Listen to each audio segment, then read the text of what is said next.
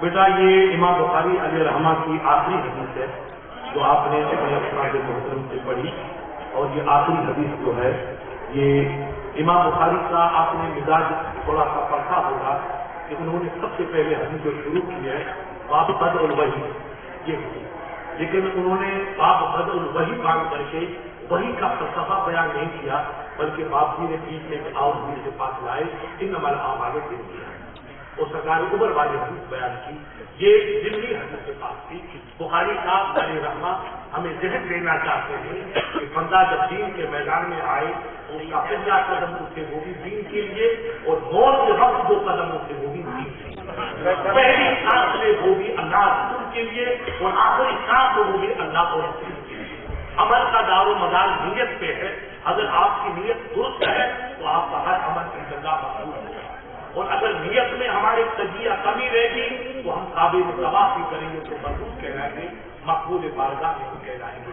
اس لیے امام بخاری علیہ رحمہ نے پہلی حدیث کو شروع فرمایا تو انما الاعمال بالنیات سے شروع فرمایا، اور دوسری اور زندگی اپنے حدیث میں آخری حدیث جو بیان فرمائی وہ عمل کی فضیلت کی فرمائی کہ مومن کا زندگی کا دار و مدار یہ عمل ہے، اللہ کے وہاں ثواب اور اجر میں کوئی کمی نہیں ہے، ہمارے اجر میں کمی نہ ہو ہم عمل میں کوتاہی کریں گے تو محروم قسمت کہلائیں گے، ورنہ ہمارا عمل چاہے کم ہوگا اس کا کرم کے حساب ہے، کتنا کرم ہے کتنا اس کا کرم ہے کہ یہی حدیث آپ نے پڑھی ہوگی کہ سرکار نے فرمایا کہ جو بندہ یہ تسبیح پڑھے گا جن میں 100 مرتبہ جو ابھی آپ پڑھیں گے وہ یہ حدیث پہلے پڑھ چکے، تو اللہ تعالیٰ اس بندے کے اگر دریا کے جھاگ کے برابر بھی گناہ ہے یا زمین کے ذروں کے برابر بھی گناہ ہے تو اللہ اس کے گناہوں کو معاف کرنا چاہیے۔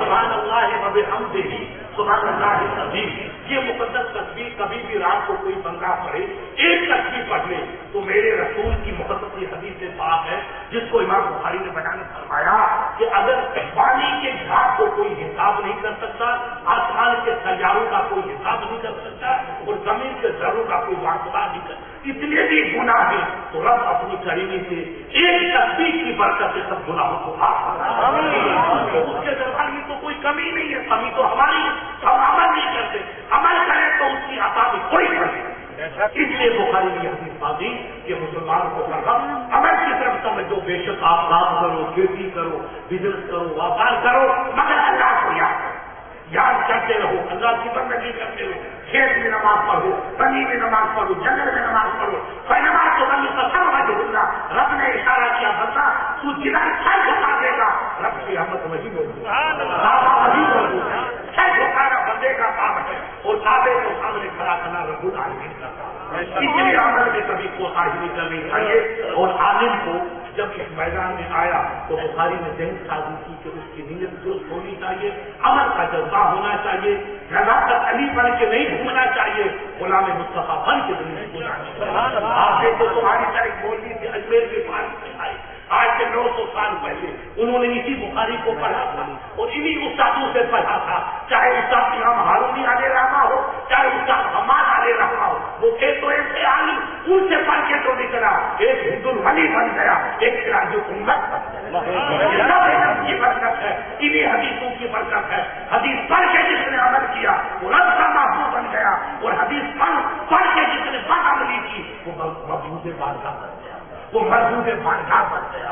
اس لیے یاد رکھنا، عمل میں کوتاہی مت کرنا، علم کے دروازے کھلے ہیں، آپ کے آقا نے علم من المہد الى اللحد، علم تلاش کرو، والدات کی گود سے لے کر کے قبر کی گود تک، کئی علم کی طرف نہیں، اور پڑھتے چلے جائیے، جتنا پڑھیں گے اتنی روشنی اور ملے گی، اتنے اور جگہ آنے میں سامنے آئیں گی۔ اس علم میں کبھی کوتاہی نہیں، مطالعہ ہمیشہ ہونا چاہیے، آگے بڑھنے کی کوشش ہونی چاہیے۔ اب پڑھیے اللہم صلی علی سیدنا محمد و علی آلہ باب قول اللہ تعالی ونضع الموازین القسط لیوم القیامۃ وان اعمال بنی آدم وقولهم یوزن توزن وقال مجاہد القسط العدل في الرومية ويقال القسط مصدر المقسط وهو العادل اما القاسط فهو الجائز.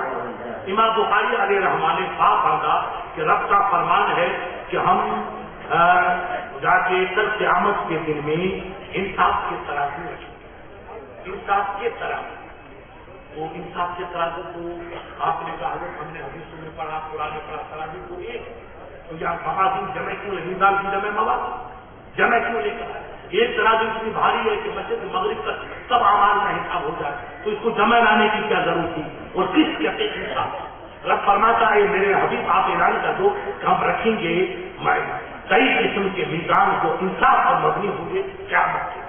تو قیامت میں میزان رکھے جائیں گے تو علماء مفسرین فرماتے ہیں بے شک میزان یہ حسن کلام کے لیے جمع لایا گیا مگر میزان ایک ہے.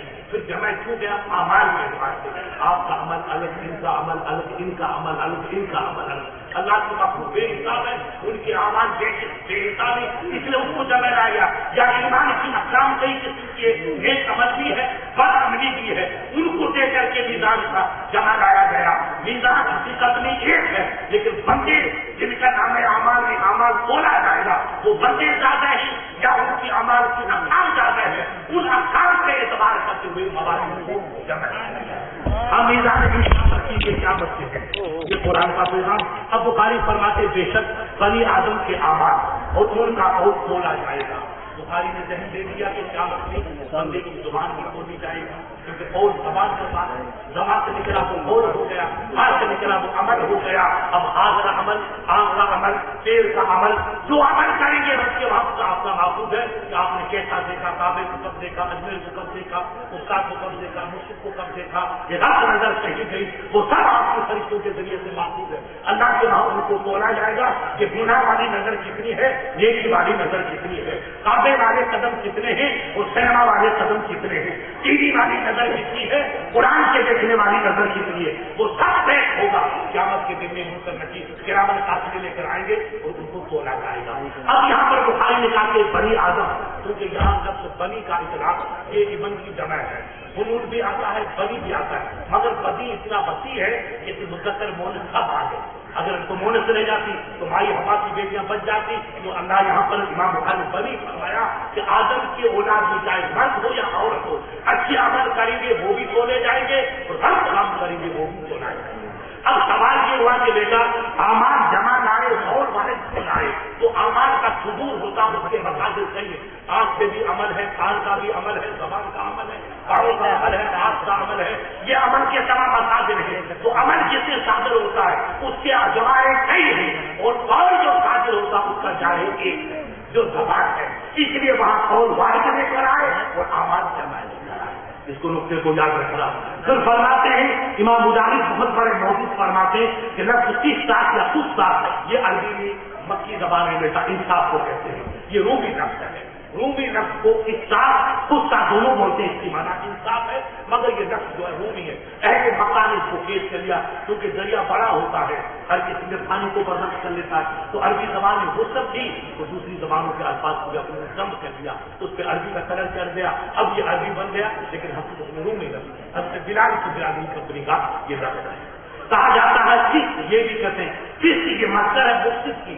مقصد جو ہے اب تک کا یق سے تو اصلاح کرتے ہیں اور قسط یہ ہے سب میں یقت ہو کیونکہ مادہ تو قسط ہے مقصد بھی اس سے نکلا اور قسط بھی اصل مادہ ہے. تو قسط کو اگر مضاف اپنے آگے اضافہ کریں گے تو آپ مزید ملائیں گے تو اب تک ہو جائے گا اور مجرد مانیں گے تو اب تک ہو جائے گا. تو یہ بھی مصدر وہ بھی ایک ساتھ بھی مصدر ہے اور ایک ساتھ کی مصدر قسط ہے. قسط بھی مصدر تو یہ مجرد کی مصدر ہے اور ایک ساتھ کا یہ خلاصی مزید کی مصدر ہے. الفاظ کی کثرت معنی کی کثرت کا دراز کرتی ہے تو کس کی معنی انصاف کرنا یہ آئے گا وہ انصاف ہوتا تو اس کی معنی انصاف کرنا بھی ہے انصاف دینا بھی ہے اور ان کا ضمیر کا مفعول ہے ضمیر مفعول. حدیث قائم کی ہم سے میرے استاد احمد بن اشکاب نے تو بخاری فرماتے ہیں میں اکیلا نہیں تھا جب حدیث بیان کر رہے تھے میرے استاد تو ہم کئی لوگ بیٹھے ہوئے. انہوں نے کہا حضرت احمد نے کہ حدیث بیان کی ہم سے محمد بن فضیل نے. حضرت محمد فرماتے ہیں حدیث بیان کی بیان ہے سرکار عمارہ بن قعقاع کا. وہ سرکار عمارہ بیان کرتے ہیں اپنے استاد حضرت ابو زرع سے. ابو زرع نے بیان کرتے ہیں اپنے استاد سرکار ابو ہریرہ صاحب. یہ سند آ کر مل گئی صاحب. یہ جو بیان ہوا راویوں کا اس کو سند بھی کہتے ہیں اسناد بھی کہتے ہیں. وہ سند کی جمع اسناد ہے. اور اب آگے متن آتا ہے. ابو ہریرہ جو بیان کریں گے وہ متن. ابو ہریرہ جو ہے یہ سند ہے. ان کا نام عبدالرحمن بن نصر عبدالرحمن بن عمر بھی تھا. مختلف نام آپ کے بتائے گئے مگر آپ کو دلی سے محبت تھی تو اللہ کے نبی نے فرمایا یا ابا ہرا یا ابا ہرا اے دلی کے چاہنے والے. تو ان کا لقب جو تھا وہ ہمیشہ نام ہی بن جاتا. لوگ نام کو بھول گئے. وہ نبی نے جو لقب دیا سرکار علی کو ابو قرآن اس سے مشہور ہو گئے. یہ فرماتے ہیں کہ اللہ کے نبی نے فرمایا کلمتان حبیبتان بیٹا دو کلمے بڑے کلمے دو مگر اللہ کو بڑے محبوب ہیں. کلمانی سبحان اللہ مگر تمام علماء جانتے سر والے کہ یہ کلام ہے.